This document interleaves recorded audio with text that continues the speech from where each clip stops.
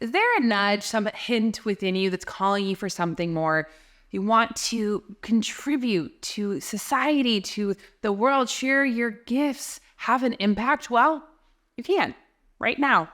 And it's the power of being believing eyes. And what I know to be true, not only is it your spirit in action in everyday life, but it has deeply, deeply healing, transformative powers, not only for ourselves, but for the world, and is how we can use our grace and our gifts to help connect us to our power, to others, to community.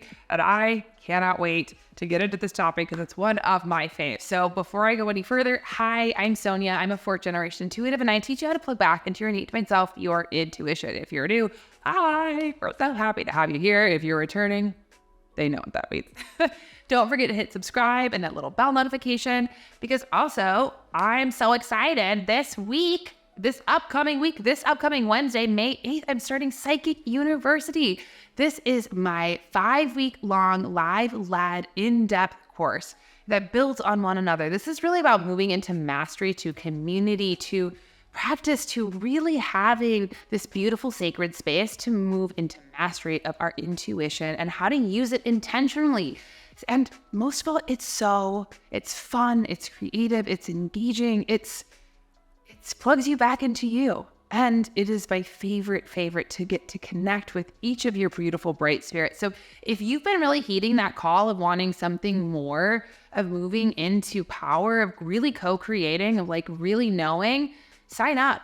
It is a game changer. So go to the description box below, sign up, and I cannot wait to see you there. So we got that starts May 8th, and this believing eyes, being believing eyes. What I know to be true is that we as human beings are not meant to create alone. We are meant to create in collaboration and in community with others. Now, as so much of our world, and especially, I grew up and live in America, is that we live in a country that's very individualistic, and that, and it's just what is so. There's just a big culture around doing it alone.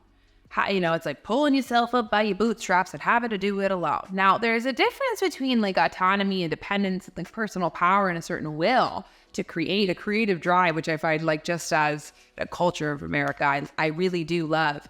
But there also can be a downside, shadow side, which is I have to do it all by myself. And I don't think it's just America, but in general, just the difference, because that can be very individualistic, which can be food for the ego. I have to do everything by myself. I can't ask for any help. I am a burden. And I find that this energy often doesn't matter where in the world, as intuitive, empathic people, that is usually what shows up. I have to do it alone. And when we aren't good alone, there is, again, lonely and alone. But when we are alone, and especially if we're trying to really fine tune our intuition, learn new things, learn new skills, that when we are alone and isolated, then we end up often in like information overload, and without a lot of practice, that leaves us even more disconnected. So one way that we can even flip that script, that we can actually start by being and giving these beautiful gifts in the world, is by being believing eyes to people. And what does that mean to be believing eyes? Believing eyes is first noticing of whoever is in front of you, and then bring your attention to the present moment. Are you in your head of trying to think of what story you're going to say next, or what advice you're going to give them, or whatever? Just pause and genuinely listen and be supportive and encouraging of their dreams, of what you're hearing. And it's so deceptively simple, but it is healing. It is a way that we can help to heal by witnessing another. When we are seen, when we feel seen, I know for me, when I feel seen, it is a reminder, it is healing for the parts of myself that have had to feel like I have to separate out. That in that energy that you are important, acknowledge that. And it's not about fixing. It's not about having to give advice. It's a presence of energy. I'm just an I hear, see, and appreciate you. And it is transformative. And that's why when we have these like psychic university as a collaborative container of just having a space to practice and give people that gift of being able to try things out, test things out, share what matters to them, and to uplift, acknowledge, to celebrate, to see is really different than what happens in a lot of the world, in a lot of relationships, and a lot of conversations. And it's amazing. I can think of two stories. One where I was on the receiving end of being believing eyes of and having a place of community that just like was my fave, and another on the other side. So I'm going to tell you both these stories. So first, if you know my story, I have been working on healing my inner child from French school and my creativity. And one thing that has really unlocked it is the kazoo. You can check out my other videos on the kazoo. So I, for a really long time, went to a French school. I got shamed a lot around creativity. They have a very right, wrong way of doing things. And just in the school system that I was in, I always felt that I wasn't creative, I couldn't create. So anyway, long story short, I found my way to a kazoo that became this vehicle for my creative shares. They're so fun. I love them so much. Kazoo boos. You can check them out on Instagram. Kazoo boos, a boo as special as you. Anyway, so I was like, okay, I'm going to make my creative project. My partner is in music, and he was touring, and they had their last tour. They had a big group of musicians and people. They were all ending here in New Orleans. And I said, I'm going to make a bunch of kazoos for everybody in the tour and my friends who are coming to the show. So I'm making all my kazoos, do those things. I'm really nervous. To actually give them out. I'm like, oh, Lord, what if I give them? Everybody's going to doesn't like them, throws them in the garbage, thinks that they're terrible, judges me. So my friend Lydia came here. Gosh, I love Lydia so much. She's just a wonderful person. She's one of the first people that I gave my kazoo to, her and her husband, Ryan. Give them the kazoos. And throughout the weekend, I'm telling her about my journey around my healing and my creativity and how this has been a portal and a space of nonsense. And, what I just so remember from that first is her just really encouraging me, but just listening, just being present with my experience, with my story, and not trying to make it better or minimize anything, but just really like hearing me, witnessing me. And that for me, and she's also extraordinarily, she's an artist, she's a creative, she's actually, shout out Lydia, I'm going to brag on you. She does a lot of the designing for the Sphere, like in Vegas. Check her out. I mean, she's incredible, beautiful artist. And but just it really reaffirming me as my own creative artistry, and not with a lot of blah, blah, blah, but just very genuinely. So she gave me, so we have these kazoo booths. She's like, I fully support. And so she decided, she was like, you know what? I'm inspired by your kazoo booth. I am going to make a little video clip. A loop, an animated loop, and that my partner is going to add it at some point. We're working on it, but just as a fun, creative, collaborative process. So that really meant like the most in the world to me, that she had taken her time, energy, effort, and in this act of witnessing and in sharing made this beautiful clip. So that was part one. I'm like, oh my God, I love Lydia. It's amazing. And I was away for the holidays, and I came back and I found there was a package from Lydia. And I'm so excited. I'm like, what did she send me? We already had such a great time. I opened this package from Framebridge, and she made me this. This was the first still from the animation that she made. She had framed it and sent it to me. And upon opening the package, I just cried.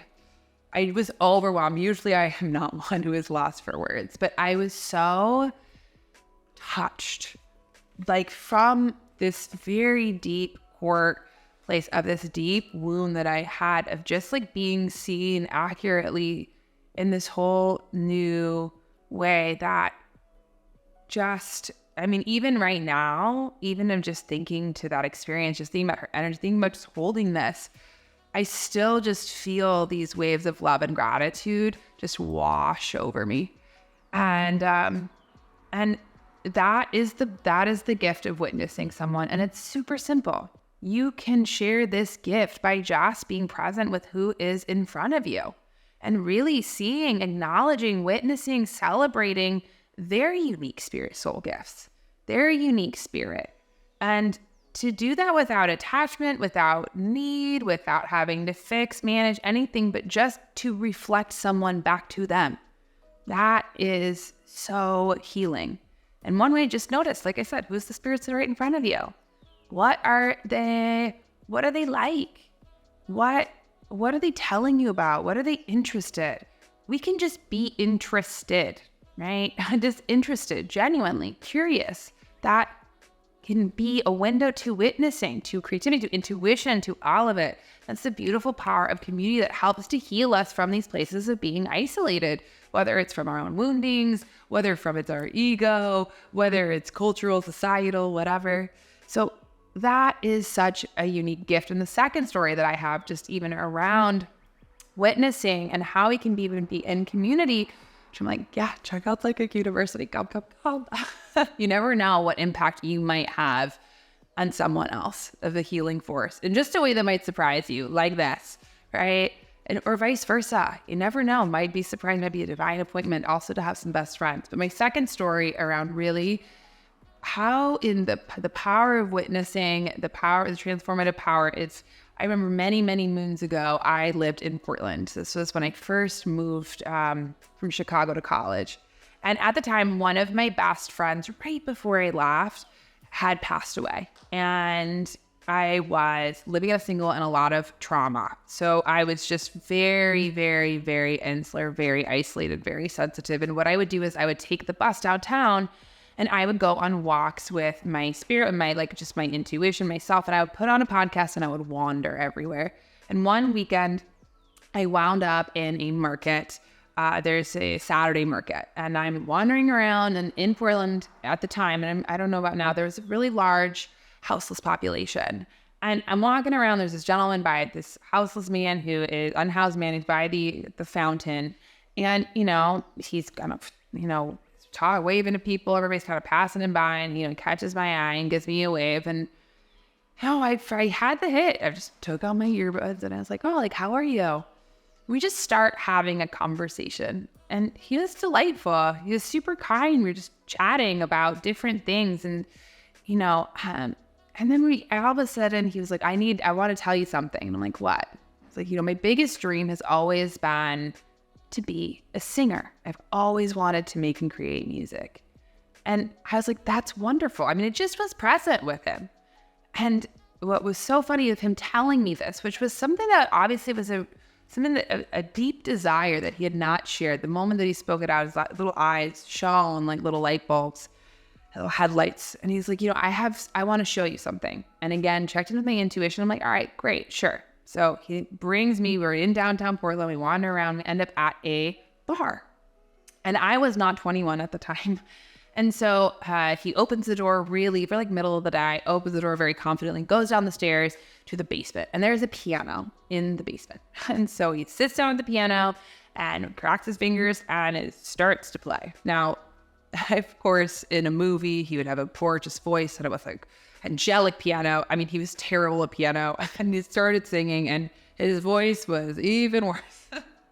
But I was just there, happy to just be witness to something that was just his gift, his joy. So he's getting through a song, singing a little heart out. And of course, the bar manager comes down. It's like, who are you guys? Asked for my ID, asked if he'd bought, and then kicks us out of the bar.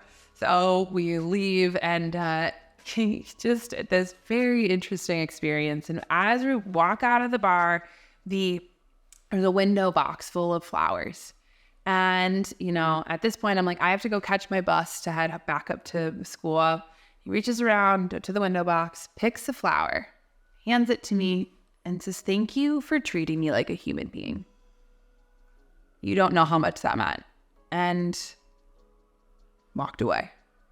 And it was a gift for me, I think more than it even was for him, of just the shared experience of not only being believing eyes, but just appreciating the presence and energy of someone else that not only had the effect on him that he had told me about, but had a very profound effect on me that I, to this day, am so grateful for that experience. And a good reminder to always just be present and witness whoever's in front of you, whether it's a grocery store clerk, whether it's a CEO, whether it's somebody you just pass on the street. A moment of recognition, witnessing, of being present is one of the greatest gifts that you can give people to make a difference and raise a vibration on the planet. So come, use it, share it. If you have any stories, tell me your thoughts. I would love to hear from you. And most importantly, come to Psychic University.